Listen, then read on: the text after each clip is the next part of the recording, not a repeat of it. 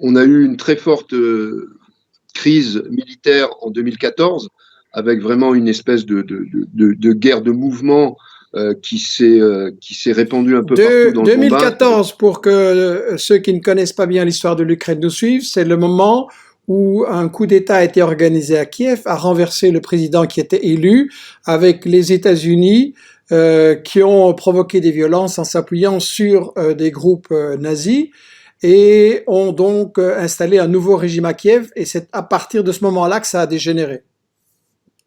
Tout à fait. Donc le gros souci, c'est que on en parlera tout à l'heure, mais l'Ukraine est un pays très bipolaire, on va dire, entre une partie pro-russe et une partie pro-occidentale, à l'extrême ouest et extrême est du pays.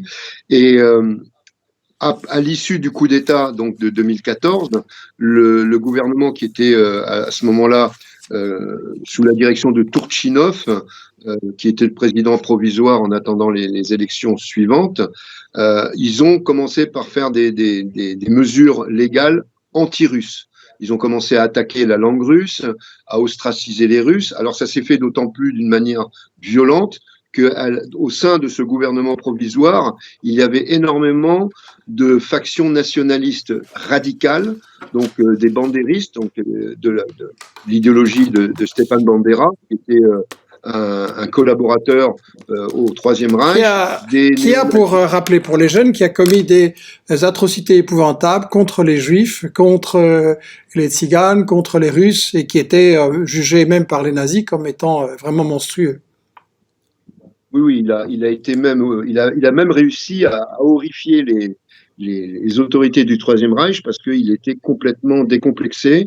On pense qu'il il a été responsable, lui et ses milices, d'environ 1 million de Juifs massacrés dans l'est de l'Ukraine, en Pologne, en Biélorussie.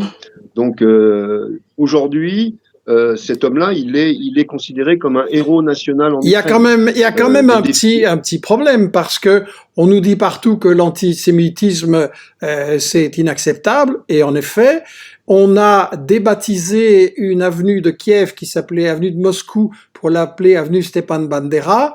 Donc, on a des génocidaires anti-juifs qui sont soutenus par une coalition qui dit que l'antisémitisme c'est inacceptable.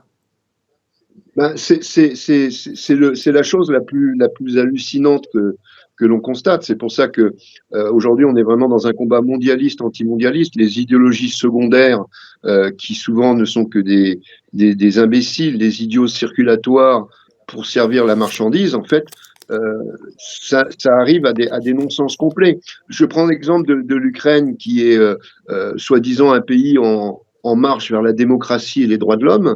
Elle est en train de devenir un bastion militaire ethnocentré et absolument raciste, xénophobe, et qui, pour moi, c'est un non-sens. Les gens qui fuient l'Ukraine aujourd'hui sont persécutés dès lors qu'ils sont soit d'origine africaine, soit d'origine maghrébine. J'ai un ami kabyle hier qui m'a appelé de Paris. Il m'a dit j'ai ma famille qui quitte l'Ukraine. Ils se sont fait taper dessus, molester, humilier à la frontière avec la Pologne parce qu'ils étaient maghrébins. Et à côté d'eux, il y avait des Africains qui étaient exactement dans la même situation.